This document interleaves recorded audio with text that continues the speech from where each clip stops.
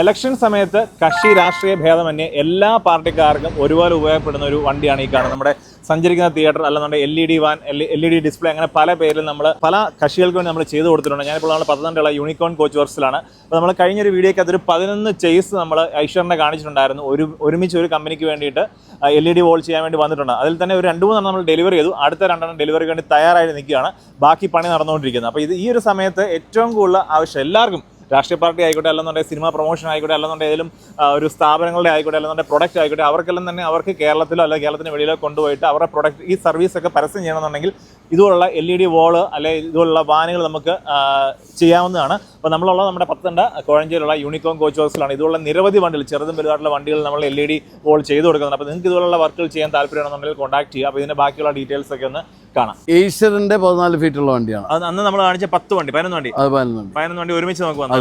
അതിൽ എത്ര ഡെലിവറി ചെയ്തു? ഇപ്പൊ 2 ഓൾറെഡി ഡെലിവറി ചെയ്തു. ഇന്നിപ്പോ പോവാണ്, നാളെ 2 പോകുന്നു. ഇപ്പൊ നമ്മൾ 16-ം തീയതി കൊണ്ട് കംപ്ലീറ്റ് തീർക്കുകയാണ്. നമുക്ക് ഒരു മാർച്ച് 20-ാം തീയതിക്ക് ശേഷം കേരളത്തിൽ അങ്ങോളം ഇതുപോലുള്ള വാനുകൾ അല്ലേ കണ്ടല്ലോ. നമ്മുടെ CM ഒക്കെ ഇരിക്കുന്നില്ല അല്ലേ?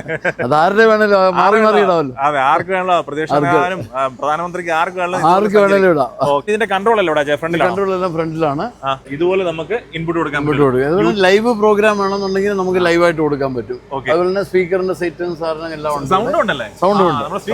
അതെ അതെ അതെ. ഇതിനകത്ത് നമുക്ക് ഡയറക്റ്റ് യൂട്യൂബിൽ നിന്ന് വേണമെങ്കിലും പ്ലേ ചെയ്യാം. എന്ത് വേണം കൊടുക്കാം, എന്ത് വേണം ചെയ്യാം. എങ്ങനെ വേണം ചെയ്യാം. നമ്മുടെ അകം ഇതാണ്. അതെ, ഇങ്ങനെ അകത്തോട്ട് കയറി കഴിഞ്ഞാൽ LED സ്ക്രീൻ കാണുന്നത്. അതെ, LED സ്ക്രീൻസ് ആണ് ഇത് കാണുന്നതെല്ലാം. കംപ്ലീറ്റ് ആയിട്ട് കാണുന്നത്. ഇവിടെയാണ് നമ്മുടെ MCBയും കാര്യങ്ങളും എല്ലാം വരുന്നത്. സ്പീക്കർ ഇവിടെ വരുന്നു, അതുപോലെ ഫാൻ ഇവിടെ വരുന്നു. 2 ജനറേറ്ററാണ് കൊടുത്തേക്കുന്നത്. 7 kVയുടെ 2 ജനറേറ്ററാണ് ഇതിനകത്ത് കൊടുത്തേക്കുന്നത്. അത് മേൽഭാഗം ഓപ്പൺ ചെയ്താണ് ഇത് ഇറക്കുന്നത്. എന്ന് പറഞ്ഞാൽ അതുകൊണ്ടാണ് 2 സൈഡും കൃത്യമായിട്ട് വലിയ സ്ക്രീൻ കൊടുക്കാൻ പറ്റുന്നത് കൊണ്ടാണ്. അതെ, 3 സൈഡിലും സ്ക്രീൻ ഉണ്ട്.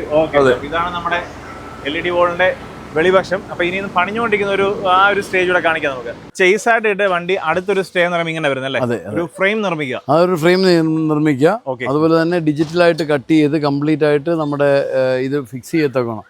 ഏത് കമ്പനിയുടെ LED ആണോ അതിനനുസരിച്ച് ഡിജിറ്റലായിട്ട് കട്ട് ചെയ്തിട്ട് ഫിക്സ് ചെയ്യുന്ന ഒരു സംവിധാനം. ഇത് അകത്തെ ഫ്രെയിം, അതിന് മുകളിൽ ഈ ഒരു സ്ഥാനത്താണ് നമ്മുടെ LED ഫിക്സ് ചെയ്യുന്നത് അല്ലേ? അതിനുവേണ്ടിയുള്ള കാര്യങ്ങളാണ് ചെയ്തുകൊണ്ടിരിക്കുന്നത്. പിന്നെ ഫ്ലോർ വരുന്നത് എങ്ങനെ? ഫ്ലോർ ആക്ച്വലി നമ്മൾ അലുമിനിയം ഫ്ലോറാണ് ഇടുന്നത്.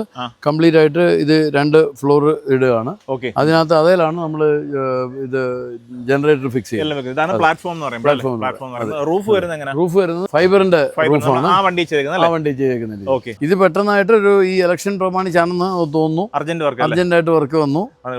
10 ഒന്നിച്ച് വന്നു. അതും വലിയ വണ്ടികൾ.